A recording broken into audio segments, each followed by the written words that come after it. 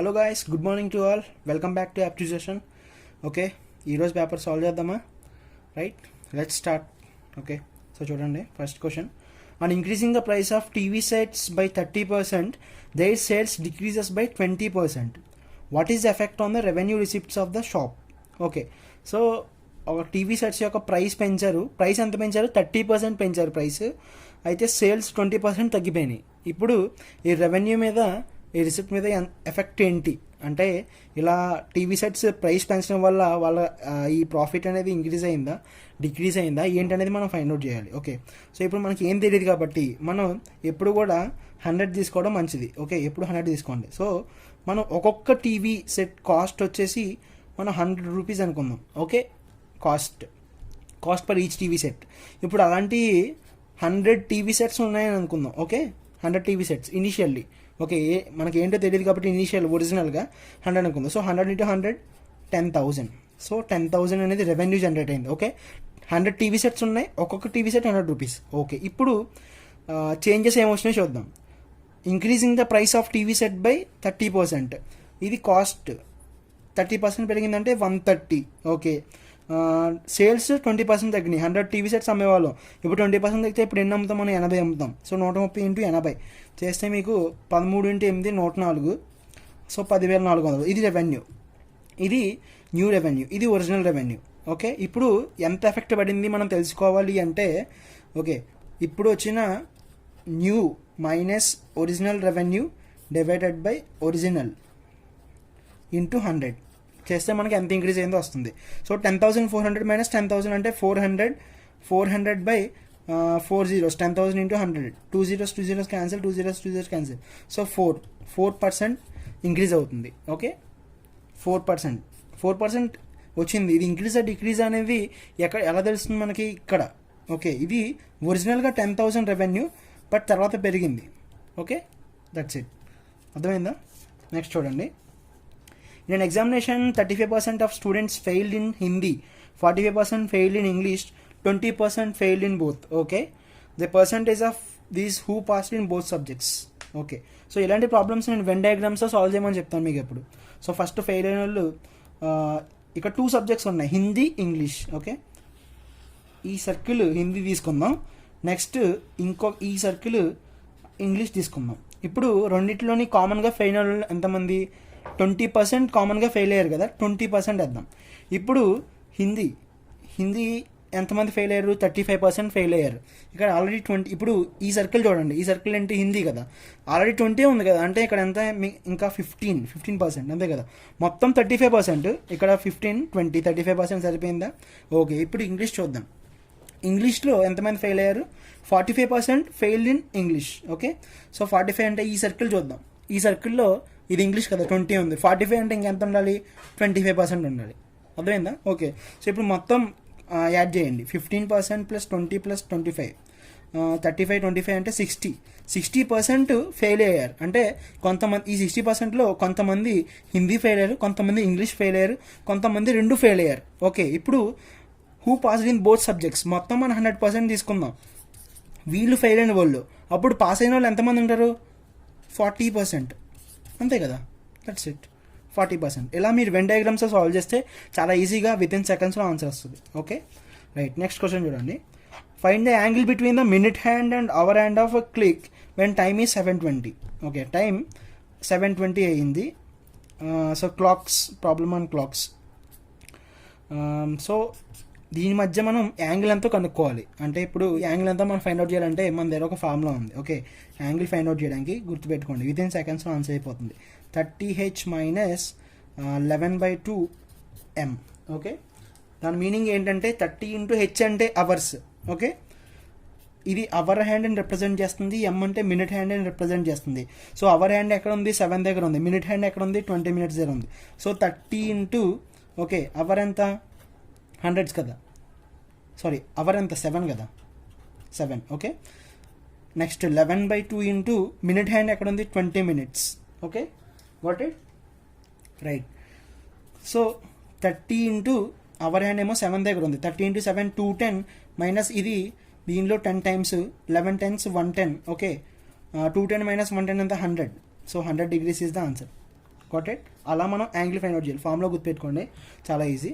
30h - 11/2. Okay, next question చూడండి.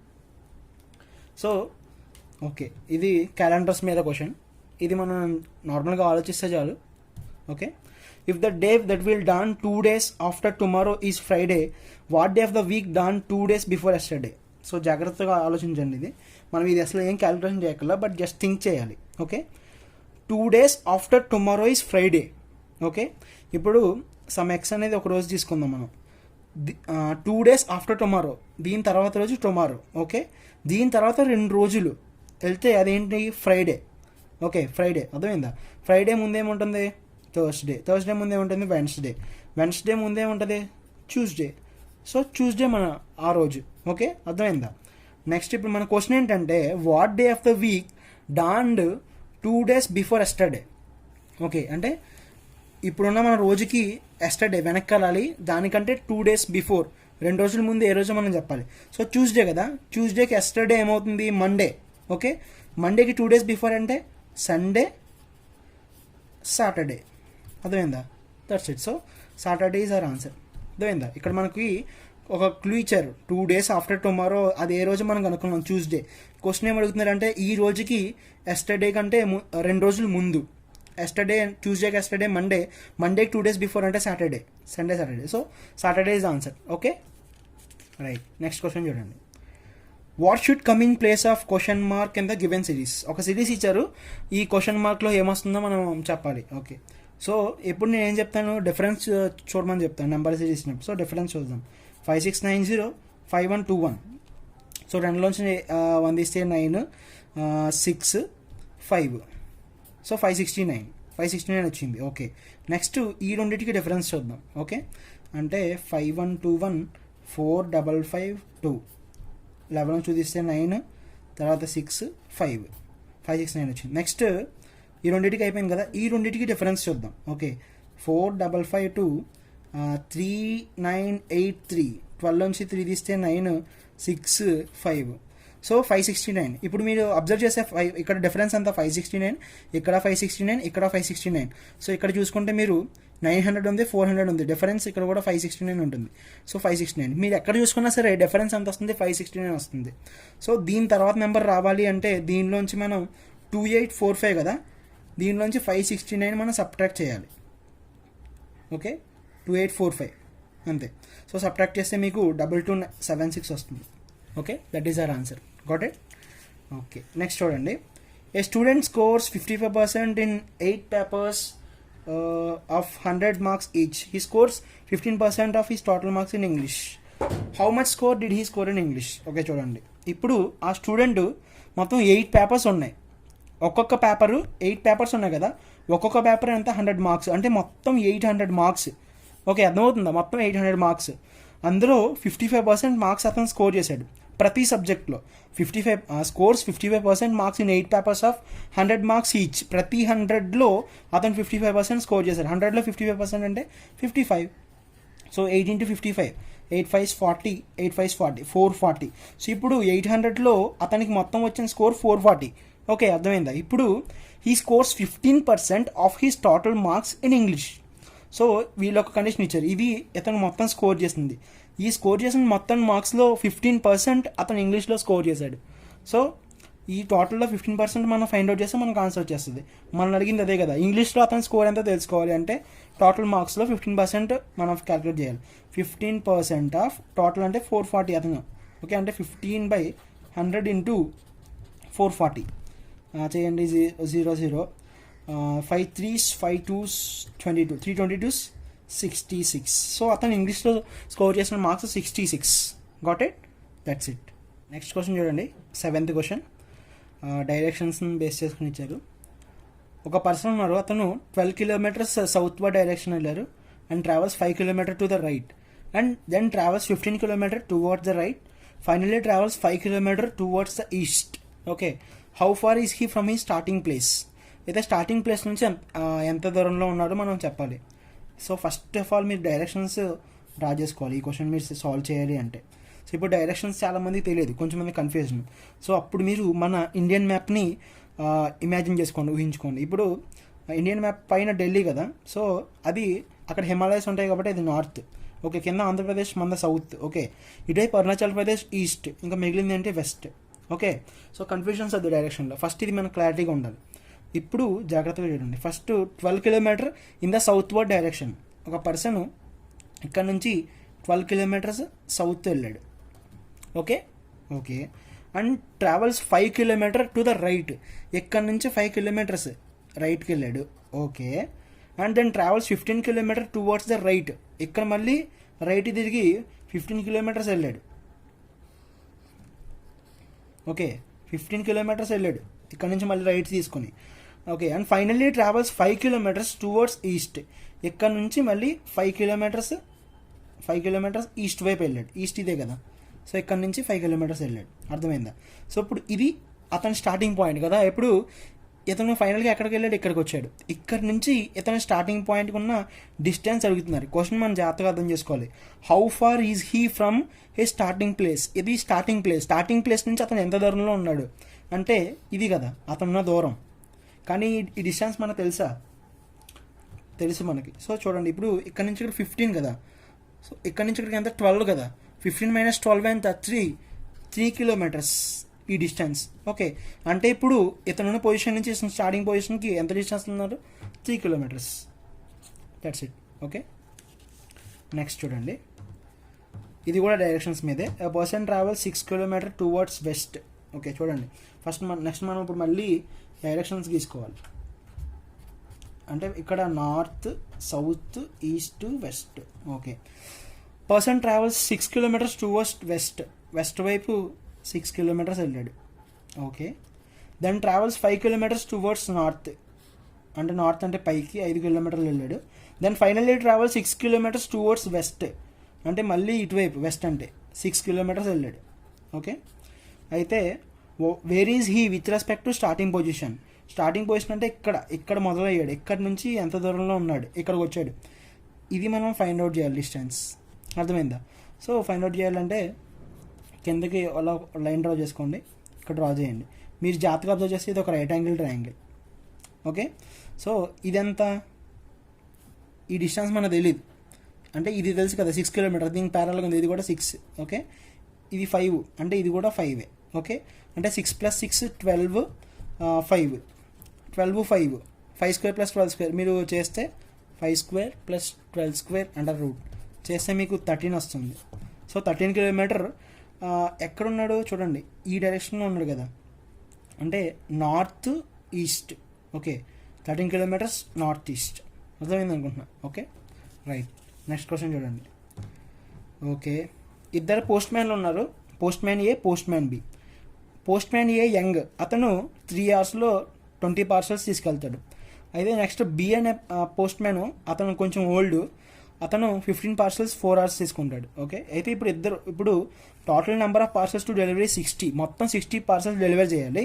అయితే అతను ఇద్దరు కలిసి పనిచేస్తే ఎంత టైం పడుతుంది? How long they will take working together. So ఇప్పుడు ఫస్ట్ ఏ తీసుకుందాం. ఏ 20 పార్సల్స్ పర్ 3 అవర్స్ కదా. ఓకే, అంటే 3 అవర్స్కి 20 పార్సల్స్, అప్పుడు 1 అవర్కి ఎంత? 20/3 పార్సల్స్, అంతే కదా. గంటకి ఇన్ని పార్సల్స్ పోస్ట్ చేయగలడు ఏ, పోస్ట్ మ్యాన్ ఏ. నెక్స్ట్ పోస్ట్ మ్యాన్ బి ఎంత? 4 అవర్స్కి 15 పార్సల్స్, అంటే 1 అవర్కి ఎంత? 15/4 పార్సల్స్, అంతే కదా 1 అవర్కి. ఇది బి. ఇప్పుడు 2 యాడ్ చేద్దాం. 2 యాడ్ చేస్తే 20/3 + 15/4, అంతే కదా. సో ఎల్సిఎం వచ్చేసి 12 అంటే ఇక్కడ 24 80 + 3 15 45. 80 + 45 అంటే 125/12. ఓకే, సో ఇలా ఉంచండి.